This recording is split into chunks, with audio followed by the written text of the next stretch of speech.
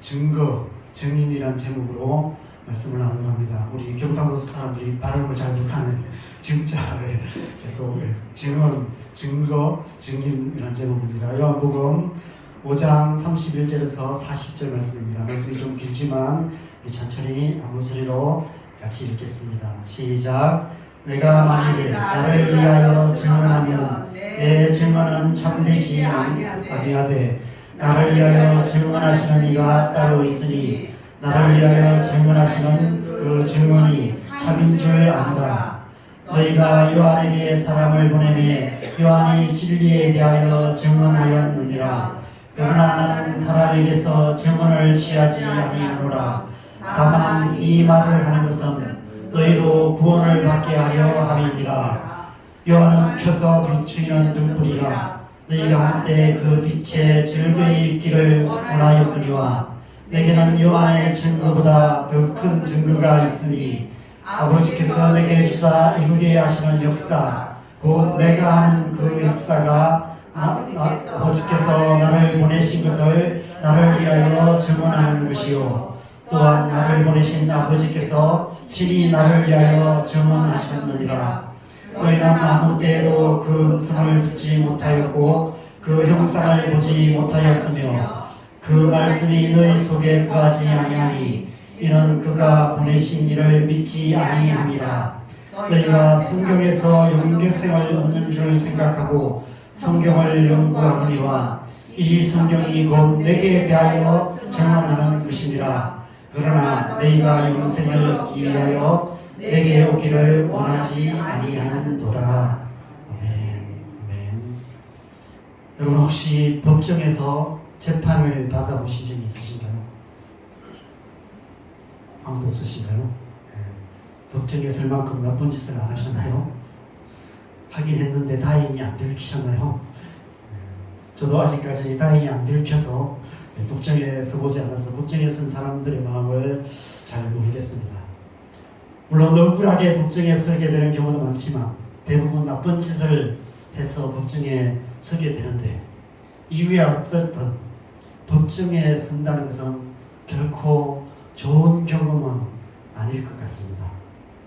법정에서 어떤 재판을 받아서 형을 받는다는 것, 그래서 감옥에 가고 한다는 것은 우리 인생에서 참 이렇게 있어서는 안 될 그런 일이 아닐까 이런 생각이 듭니다.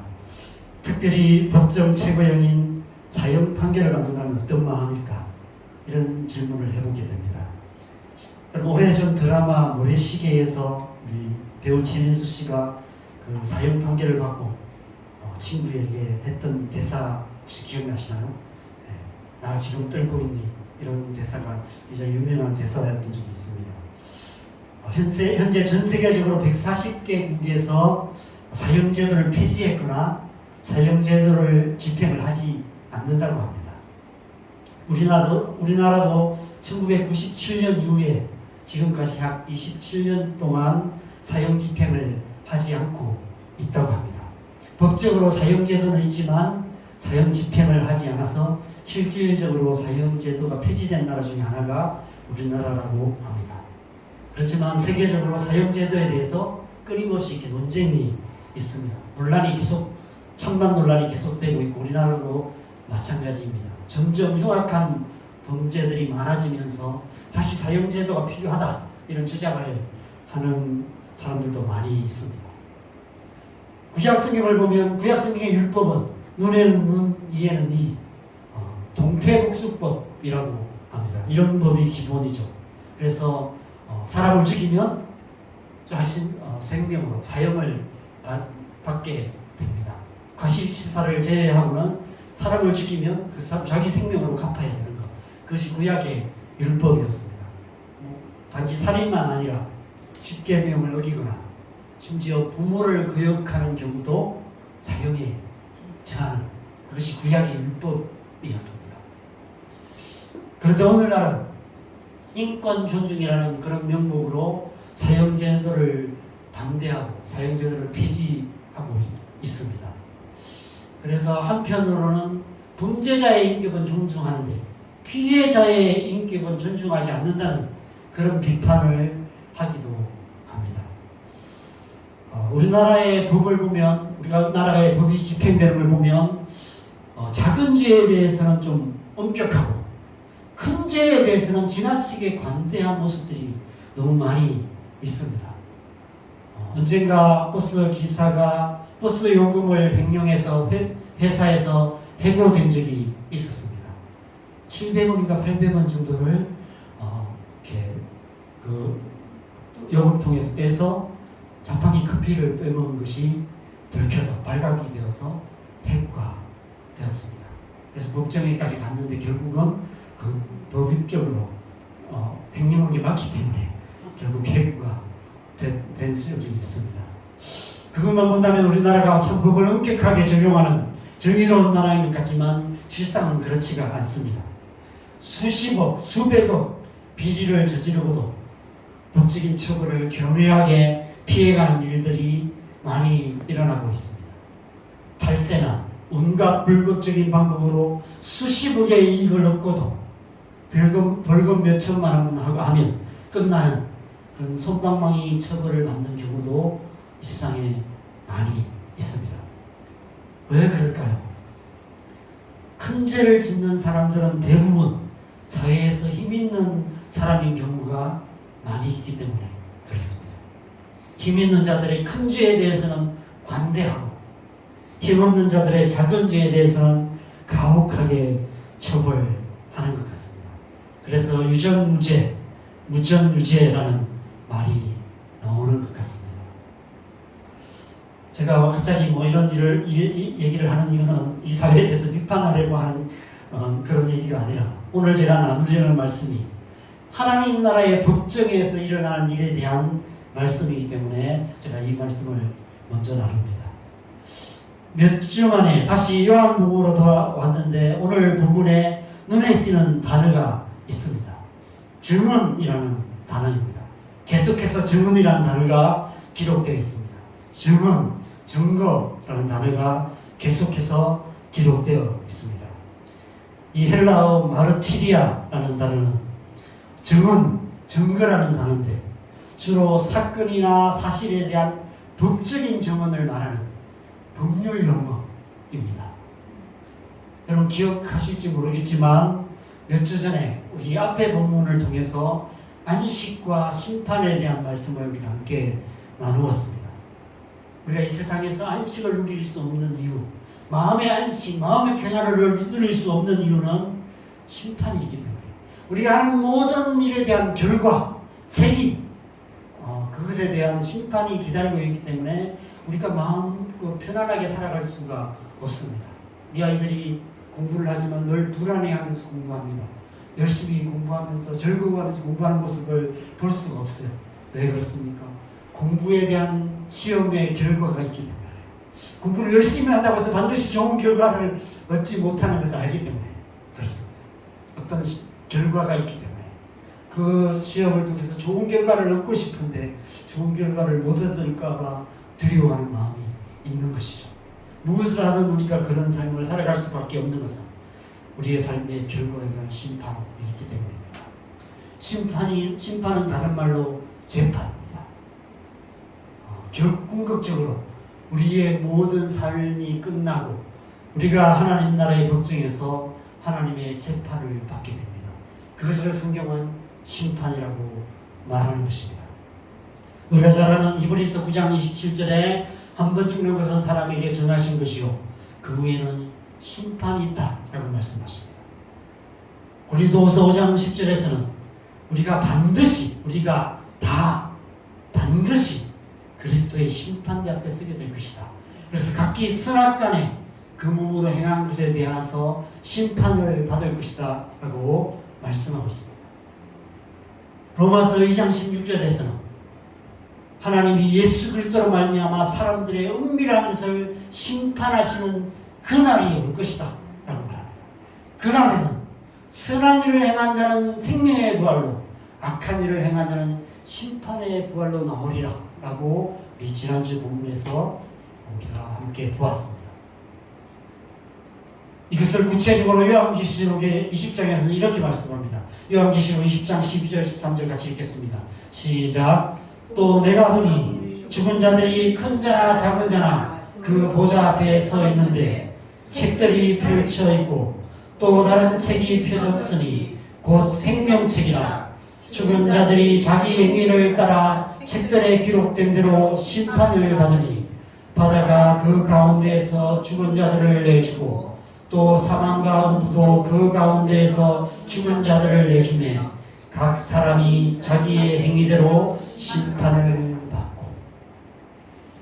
마지막 날에 이런 일들이 일어날 것이다. 죽은 자들이 다 하나님 앞에 서서 하나님의 심판대 앞에서 그 행위를 따라서, 자기 행위를 따라서 그 행위가 기록된 그 책대로 또 다른 책에 의해서 성경 하나님의 말씀을 따라서 심판을 받게 될 것이다 라고 말씀하고 있습니다. 안타깝게도 이 엄청난 영적인 비밀을 우리의 이성은 잘 모릅니다. 왜냐하면 오늘날 우리의 이성은 어려서부터, 태어나면서부터 하나님의 존재조차도 부정하는 무신론적인 가치가 지배하는 이 세상 가운데 살아가고 있기 때문에 그렇습니다. 무신론적인 가치가 가득한 이 가치 아래서 교육되어져 왔기 때문에 그렇습니다. 날씨가 너무 뜨겁죠. 이 뜨거운 날씨에 있으면 우리의 몸도 뜨거워집니다. 우리의 몸은 그럴 수밖에 없어요. 이 환경에 영향을 받을 수밖에 없습니다. 우리의 생각도 마찬가지입니다. 우리의 이성도 마찬가지예요. 이 세상 가득한 사상이 있습니다. 이 세상 가득한 사상.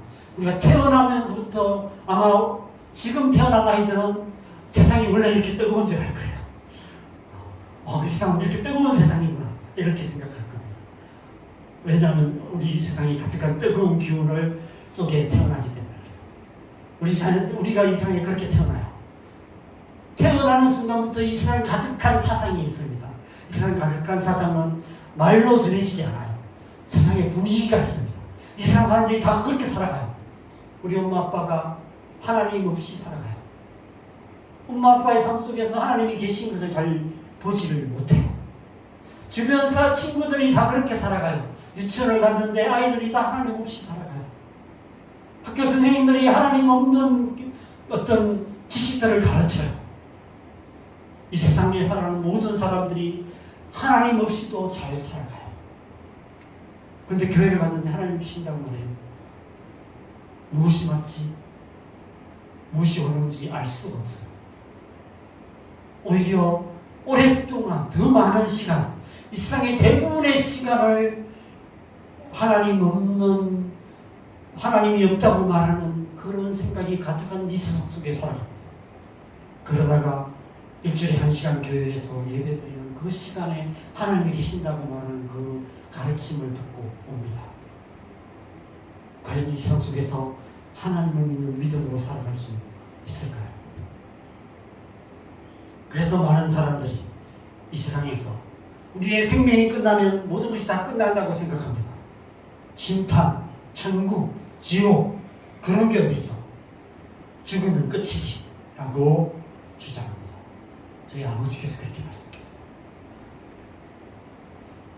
그런데 우리 영혼은 알아요. 이 세상 모든 사람들의 영혼은 알고 있어요. 우리의 육신은 죽음으로 끝나지만 우리 영혼은 하나님의 심판대 앞에 서게 될 것이라는 사실. 이 요한계시록 20장 12절 13절의 사건이, 이 일이 일어날 거라는 것을 우리 영혼은 알고 있습니다. 그래서 우리는 죽음을 두려워합니다. 이 세상 사람들 안에 있는 모든 두려움의 근원은 죽음 위에 있는 하나님의 심판에 대한 두려움입니다. 영혼의 두려움이에요. 그래서 두려워요. 그냥 좀 두려운 생각 정도, 무서워하는 마음 정도, 이 정도가 아니에요. 우리의 영혼이 두렵기 때문에, 너무 깊은 두려움이 있기 때문에, 이 두려움이 너무 커서 살아가는 게 너무 힘들어요. 이 두려움 때문에 우울증도 오고요. 우리의 삶의 모든 어려움들이 이 두려움으로부터 시작돼요. 여러분, 만약 죽음이 끝이면, 하나님의 심판이 없다면 우리가 죽음을 두려워할 필요가 없어요. 그냥 죽음이 끝나는데. 힘들게 살아가는 것보다 차라리 죽는 게 더 나을 수도 있죠. 죽음보다 못한 삶으로 살아가는 사람도 많죠. 그런데 왜 굳이 우리가 살아야 할까요? 그냥 대충 살면 되지. 아둥바둥 잘 살려고 애쓸 필요도 없고 도덕적인 삶을 살아갈 이유는 더더욱 없어요. 그냥 내 마음대로 살다가 살기 싫으면 그만 살면 됩니다.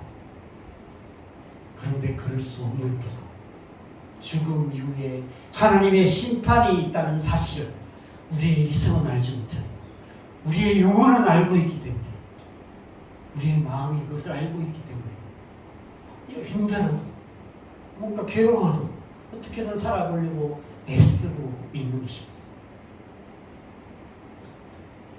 그러므로 우리의 영혼이 두려움 없이 안식을 누리기 위해서는 이 하나님의 심판에 대한 문제가 해결되어야만 편안할 수 있어요.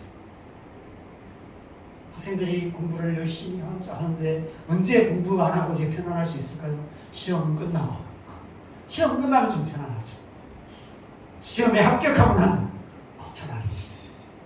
우리 형제님이 열심히 공부를 하고 있는데 언제 편해질 수 있을까요? 맨날 너무 열심히 하다가 맨날 배탈 나고 그러고 있는데 안타까워요. 보면 언제 편안해질 수 있을까요? 시험 끝나서 이 시험에 합격하고 나면 이제 편해질 수 있겠죠. 그렇죠? 그런 날이 빨리 오기를 바랍니다. 그래서 예수님께서 하나님 앞으로 이 땅에 오셨어요. 이 심판의 문제를 해결하시기 위해서. 그래서 우리가 앞에 본문이었던 요한복음 22장에서 24장, 요한복음 5장 22절, 24절 2절에 이렇게 말씀합니다. 우리 같이 읽겠습니다. 시작. 하나님께서 아버지께서 아무도 심판하지 아니하시고 심판을 다 아들에게 맡기셨으니 내가 진실로 진실로 너에게 이르노니 내 말을 듣고 또 나 보내신 이를 믿는 자는 영생을 얻었고 심판에 이르지 아니하나니 사망에서 생명으로 옮겼느니라. 예수님께서 이 땅에 오셔서 이 심판의 문제를 해결하셔서 그를 믿는 자에게 안식을 주신다고 말씀하십니다. 그를 믿는 자는 영생, 안식을 얻었고 심판에 이르지 않는다라고 말씀하고 있습니다.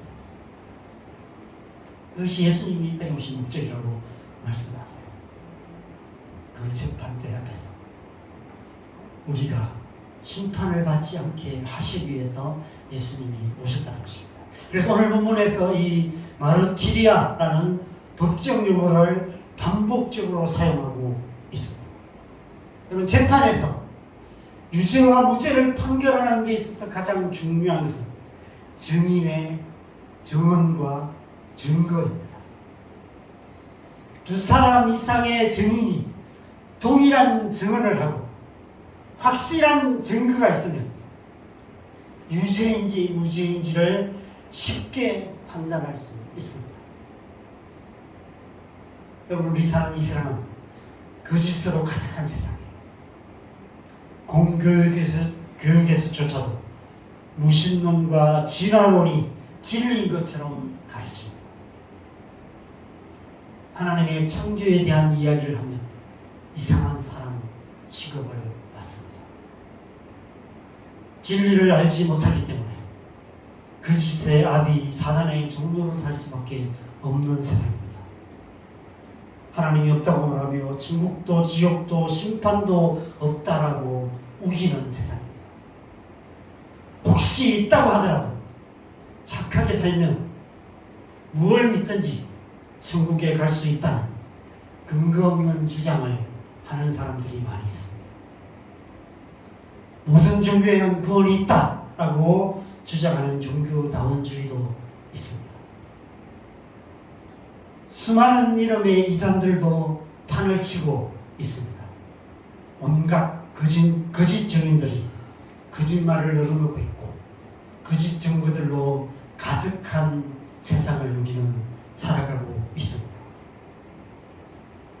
이러한 세상을 살아가는 우리에게 오늘 본문은 예수님께서 하나님의 아들이시며 그리스도시라는 사실의 확실성을 강조하기 위해서 증언이라는 법적 용어를 계속해서 반복적으로 사용하고 있는 것이죠.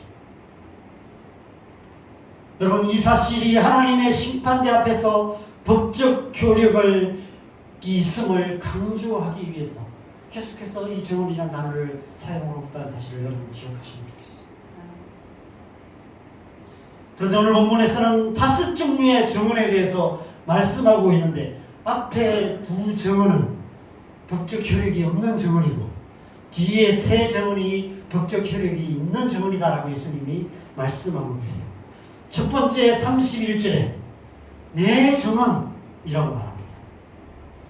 내가 만일 나를 위하여 증언하면 내 증언은 참되지 않다라고 말합니다.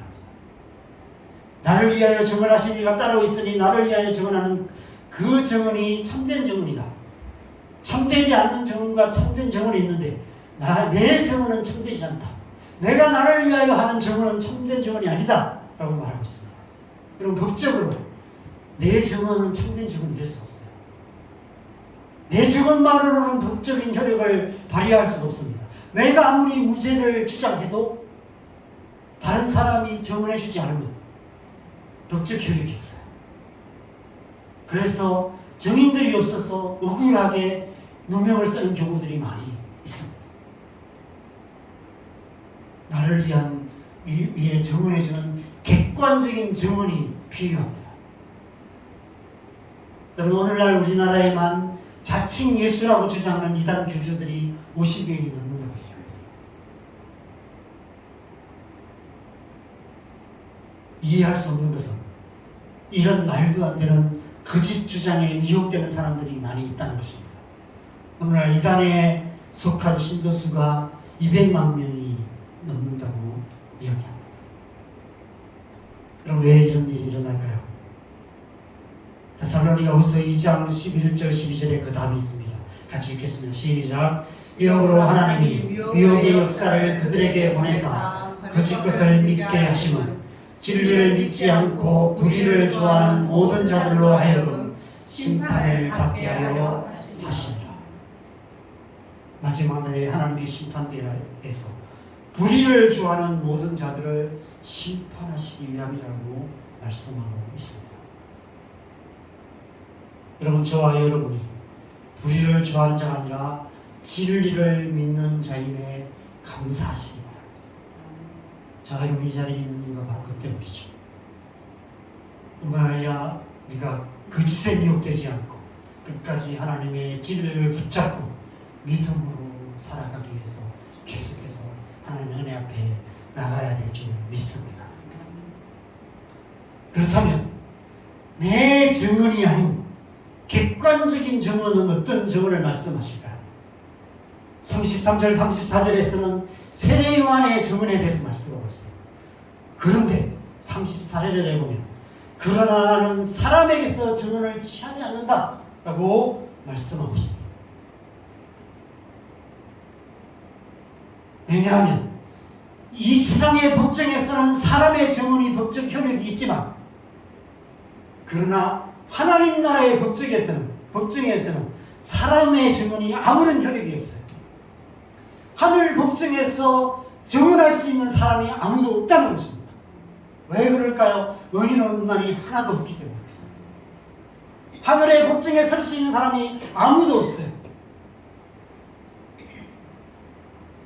여러분, 이 세상에서는 사람들의 지지가 중요합니다. 그래서 정치가들이 지지율에 신경을 쓰죠. 여론조사를 하고 얼마나 지지를 받느냐를 굉장히 중요하게 여깁니다. 이 세상의 모든 의사결정들은 다수결로 결정이 돼요.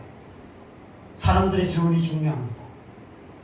미국의 대선이 다가오고 있는데 한 사람이라도 더 많은 표를 얻는 다수의 지지를 받는 사람이 대통령이 되겠죠. 우리나라도 마찬가지입니다. 그런데 하나님 나라에서는 그렇지 않아요. 하늘의 법정에서는 사람들의 지지, 사람들이 얼마나 많이 믿고 사람들이 얼마나 그를 지지하느냐가 중요하지 않습니다. 예수님께서는 사람들의 지지와 인정을 받음으로 하나님의 아들 그리스도가 되신 것이 아니라는 것입니다. 베드로가 저는 그리스도시요 살아계신 하나님의 아들이십니다 라고 고백했지만 그 고백이 예수님을 그리스도가 되게 만들었고 하나님의 아들이 되게 만든 것이 아니라는 것입니다. 사람들이 인정하든 인정하지 않든, 사람들이 믿든 믿지 않든 상관없이 예수님께서는 그리스도시요 하나님의 아들이시라는 것입니다. 설령 이 세상에 아무도 한 사람도 예수님을 믿지 않고 예수님을 인정하지 않는다 할지라도 예수님이 그리스도시고 하나님의 아들이시라는 사실은 변함이 없다는 것입니다. 아무리 이단들이 세력을 확장하여서 많은 신도들이 강력하게 이만희를 보혜사 성령이라고 주장하고 증명석을 재림 예수라고 추앙해도 하나님의 법정에서는 아무런 효력이 없다는 것입니다. 이 세상에 유명한 철학자나 과학자나 역사학자나 종교학자들이 예수님에 대해서 증언하고 증거한다 할지라도 그 증언이 우리에게는 좀 도움이 될지 모르지만 하늘의 법정에서는 아무런 효력이 없어요. 유명 연예인들로 인해 주변 사람들이 예수님을 믿게 되는 일들이 많이 있지만 그러나 그들의 증언이 하늘의 법정에서는 아무런 효력이 없습니다. 그들이 증언한다고 예수님이 그리스도가 되시고 하나님의 아들이 되시는 것이 아니라는 것입니다. 얼마나 유력한 사람들이 얼마나 많이 지지하는가에 따라서 예수님이 그리스도가 되시고 하나님의 아들이 되시는 것이 아니라는 것입니다. 그들의 증언이 예수님에 대한 증언이 될 수 없다는 것입니다. 내 증언과 사람의 증언은 하나님의 법정에서는 아무런 법적 효력이 없다라고 예수님 말씀하세요. 그리고 그 이후에 세 가지 증언에 대해서 말씀하십니다. 법적 효력이 있는 세 가지 증언에 대해서 말씀하세요. 36절입니다. 첫 번째입니다. 36절 같이 읽겠습니다. 시작. 내게는 요한의 증거보다 더 큰 증거가 있으니 아버지께서 내게 주사 이루게 하시는 역사, 곧 내가 하는 그 역사가 아버지께서 나를 보내신 것을 나를 위하여 증언하는 것이요. 첫 번째로 내가 하는 그 역사가 나를 위한 증언이다라고 말씀하고 있습니다. 내가 하는 그 일이 증거가 된다라고 말씀하십니다.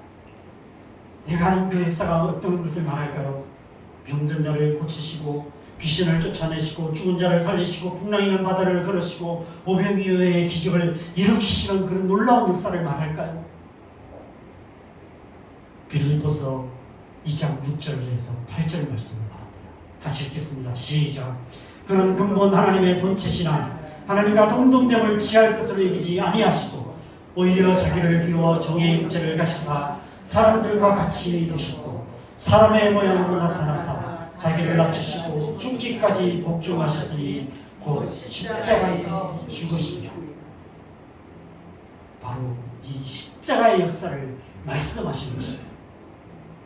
예수님께서 십자가에 못 박혀 죽으시고 부활하심으로 우리의 죄를 대속하시고 모든 믿는 자를 구원하시는 그 역사, 그 역사가 아버지께서 나를 보내신 것을 나를 위하여 증언하는 첫 번째 증언이다라고 말씀하고 계신 것입니다.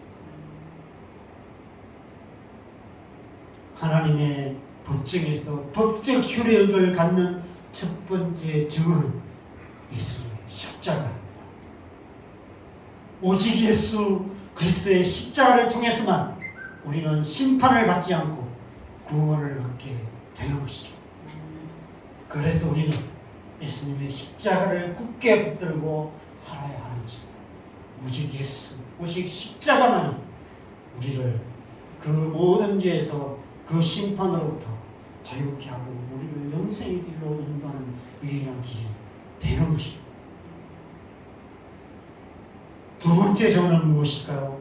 37절입니다. 같이 읽겠습니다. 시작.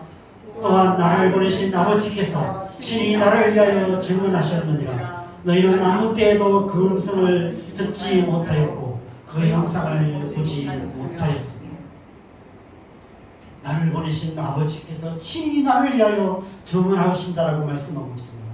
여러분 당연하지 않겠습니까? 예수님을 하나님의 아들로 이 땅에 보내신 분이 하나님 아버지십니다.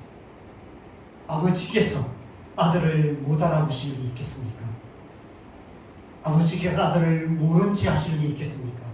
그것도 아버지의 뜻에 온전히 순종하셔서 죽기까지 복종하셔서 십자가를 지신 예수 그리스도 그 아들을 모른 지 하실 리 없으시다라고 말씀하십니다. 하나님 나라의 법정에서 심판장이신 하나님 아버지께서 친히 예수님께서 그리스도시며 하나님의 아들이시라는 사실을 증언하신다라고 말씀하고 있습니다. 여러분, 이보다 더 법적인 효력이 있는, 확실한 법적인 효력이 있는 증언이 어디 있겠습니까? 그래서 너희는 아무 때에도 그 음성을 듣지 못하였고 그 형상을 보지 못하였지만 나는 그 음성을 들었고 보았다라고 말씀하고 계시는 것입니다. 내게는 너희가 듣지도 못하고 너희가 보지 못한 확실한 증거가 있다라고 말씀하고 계시는 것이죠. 그렇다면 세 번째 증언은 무엇입니까?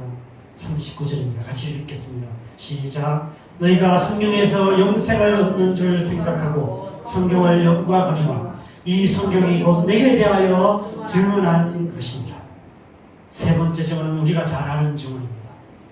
성경이 예수 그리스도를 증언하는 말씀이라는 사실은 더 설명이 필요 없을 것 같습니다. 그래서 우리는 성경을 읽고 듣고 묵상하는 것입니다. 성경을 통해서 예수님이 하나님의 아들이심을 알고 예수님이 그리스도이심을 알고 오직 예수를 믿는 것만이, 예수님의 십자가만이 유일한 구원의 길이라는 사실을 알게 되는 것입니다. 성경을 통해서 진리를 알고 진리로 말미암아 자유함을 얻게 되는 것입니다. 하나님 아버지의 보내심을 받아 하나님 아들로 이 땅에 오셔서 십자가를 지심으로 죽기까지 복종하신 예수의 십자가, 그리고 예수님을 이 땅에 보내신 하나님 아버지의 증언, 그리고 성령의 감동으로 기록된 성경, 이 세 증언이 하나님의 법정에서 법적 효력이 있는 확실한 증언이라고 말씀하고 계십니다. 성부, 성자, 성령, 삼위일체 하나님께서 이구동성으로 증언하고 계신다라고 말씀하고 계시는 것이죠. 왜 이 세 증언이 중요할까요? 여러분 아십니까? 마지막 날에 하나님의 법정에 누가 서게 되는지. 여러분, 제가 이 말씀을 준비하면서 이런 생각이 들었어요. 우리가 마지막 날에 하나님의 법정에 서게 될 텐데, 그런데 우리가 직접 서는 것이 아니라 우리 앞에 예수님이 서시겠다, 이런 생각이 들었습니다. 우리를 대신하여 예수님께서 서시는 것이죠. 예수님께서 모든 믿는 자를 대신하여 비고석에 서시는 것입니다. 저와 여러분을 포함한 모든 믿는 자들은 예수님 뒤에 서게 되는 거예요.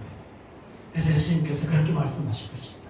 내 뒤에 있는 이 모든 사람을 대신하여 내가 이 자리에 섭니다 라고 예수님이 말씀하시는 것이죠. 하나님과 우리 사이에 예수님께서 서셔서 재판을 받으십니다. 그런데 예수님께서는 이미 행하신 역사, 십자가로 모든 심판을 다 받으셨어요. 그래서 우리의 모든 죄를 다 대속하셨어요. 그래서 하나님의 법정에 서셨을 때 당연히 무죄 판결을 받게 되는 것입니다. 예수님의 십자가가 예수님의 무죄를 증언하고 그로 말미암아 우리의 무죄를 증언하게 되는 것입니다. 그것이 마지막 심판 때에 일어나는 거죠. 예수님께서 이렇게 말씀하십니다. 제 뒤에 있는 이 사람들은 다 무죄입니다. 제가 이 모든 사람을 위해서 십자가를 졌기 때문입니다. 그러면 심판장의 자리에 앉으신 하나님 아버지께서 증언하실 것입니다. 그렇다. 내 아들 예수는 죄가 없다. 내 아들 예수를 믿는 저들도 죄가 없다. 그리고 생명책을 펼치십니다. 생명책인 하나님의 말씀이 마지막 세 번째 증언입니다. 하나님의 생명책에 기록된 우리의 이름이 우리가 하나님의 백성이라는 사실을 증언하는 것입니다. 그래서 우리는 심판을 받지 않고 영생을 얻게 되는 것입니다. 그래서 예수님께서 하나님의 아들로 이 땅에 오셔서 십자가를 지신 것입니다. 그 십자가를 믿는 모든 자들을 성령으로 인치시고 성경책에 기록하셔 생명책에 기록하셔서 마지막 날 하나님의 심판대 앞에서 우리를 대신하여 재판을 받으시고 우리를 영원한 생명으로 인도하시는 것입니다. 로마서 5장에서 사도 바울은 이 사실을 이렇게 표현하고 있습니다. 로마서 5장 15절과 19절 같이 읽겠습니다. 시작. 그러나 이 연사는 그 범죄와 같지 아니하니 곧 한 사람의 범죄를 인하여 많은 사람이 죽었은즉 또 하나님의 은혜와 또한 한 사람 예수 그리스도의 은혜로 말미암는 선물은 많은 사람에게 넘쳤느니라. 한 사람이 순종하지 아니하므로 많은 사람이 죄인 된 것 같이 한 사람이 순종하심으로 많은 사람이 의인이 되리라. 한 사람의 의로 말미암아 그를 믿는 모든 자들이 의롭게 된다라고 말씀합니다. 어떻게 가능합니까? 예수님께서 하나님이시기 때문에 가능합니다. 저 같은 사람은 누구 한 사람을 대신하여 죽을 수는 있을 것 같습니다. 제가 만약에 의인이라면 제가 누구 한 사람 죄인을 위해서 대신할 수는 있을 것입니다. 그러나 제가 아무리 어렵게 살아도 제가 없는 의인이라 할지라도 모든 사람을 대신할 수는 없습니다. 그러나 예수님은 다릅니다. 예수님은 하나님이시기 때문에 그렇습니다. 우리 한 사람의 의가 1이라고 말한다면 1로 표현한다면 예수님의 의는 무한대입니다. 그래서 누구든지 얼마든지 그 어떤 죄든지 의롭게 하실 수 있는 것이다라고 말씀하고 있습니다. 오순절 성령의 세례가 임하고 나서 성령의 세례를 받은 베드로 사도가 첫 번째 설교에서 이렇게 말씀합니다. 같이 읽겠습니다. 시작. 베드로가 이르되 너희가 회개하여 각각 예수 그리스도의 이름으로 세례를 받고 죄 사함을 받으라. 그리하면 성령의 선물을 받으리니 이 약속은 너희와 너희 자녀와 모든 먼데 사람 곧 주 우리 하나님이 얼마든지 부르시는 자들에게 하신 것이라 하고 얼마든지라고 말씀하고 있습니다. 예수님의 의는 이 세상 모든 불의를 얼마든지 제하고 남는 의다라고 말씀하시는 것입니다. 믿는 자는 누구든지 얼마든지 의롭게 되어서 하나님의 심판을 받지 않고 영생을 얻게 된다라고 말씀하고 있는 것입니다. 오늘 말씀은 예수님이 그런 분이심을 우리에게 증언하기 위하여 증언이라는 단어를 반복하여 쓰고 있는 것입니다. 이 증언이 확실함을 믿으시기 바랍니다. 오늘 본문 마지막 40절 말씀 함께 읽겠습니다. 시작.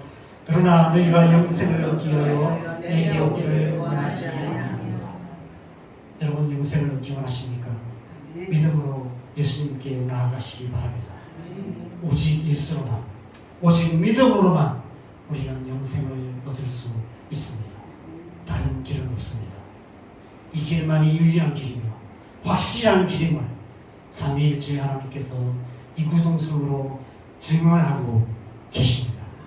이 확실한 증언을 믿고 이 확실한 증언을 이 세상에 증언하는 예수 그리스도의 증인이 되시기를 주님의 이름으로 간절히 축원합니다. 함께 찬송가 523장 함께 찬양하시고 함께 기도하는 시간 갖겠습니다.